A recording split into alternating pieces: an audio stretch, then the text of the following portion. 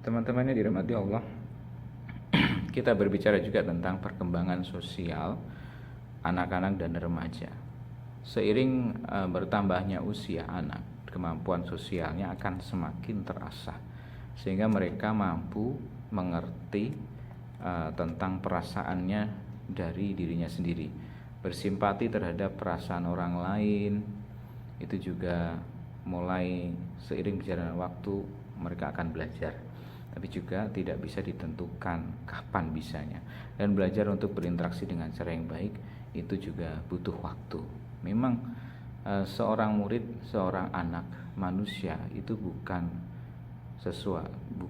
anak yang bodoh sebenarnya, tapi mereka butuh waktu untuk mencapai, dan setiap orang mencapainya itu berbeda-beda. Itu yang sulit ya. Makanya kita sebagai seorang guru harus rajin-rajin mendidik mereka.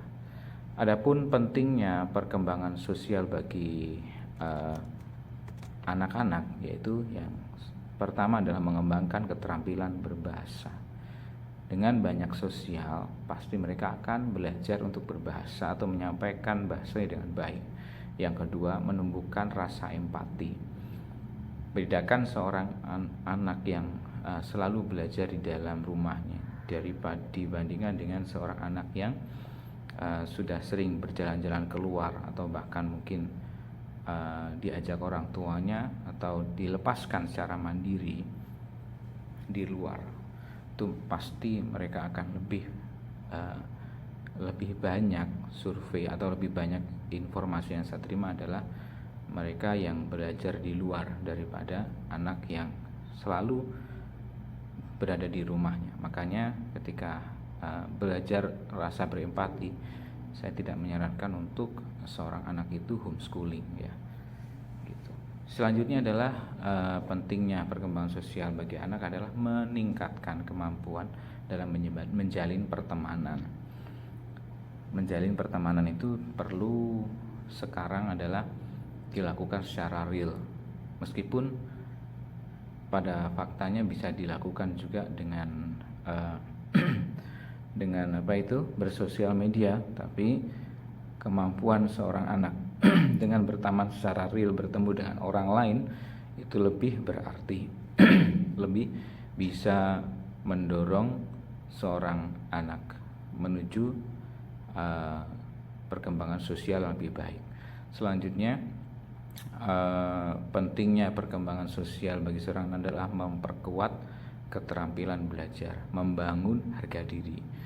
Hal-hal yang pernah saya singgung tentang harga diri juga pernah saya sampaikan ya, untuk mengembangkan sosial pada anak. Jadi di dalam kelas misalnya seorang anak jika selalu menyendiri, maka seorang guru harus bisa mendorong anak itu mencari teman baru supaya dia bisa belajar harga diri, belajar berempati, belajar bersosial, dan seterusnya. Bagaimana caranya membangun perilaku yang positif begitu?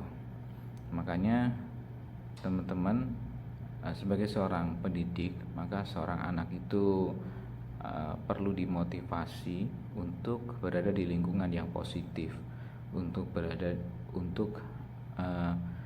di lingkungan rumah juga yang positif. Makanya orang tua itu harus juga diedukasi dengan rupa sehingga bisa membantu pembelajaran yang kita sampaikan. Begitu. Begitu teman-teman, silakan menyampaikan informasi yang kalian peroleh dari pembelajaran di kelas kami, dari yang disampaikan oleh teman-teman atau makalah dan lain-lain di kolom komentar.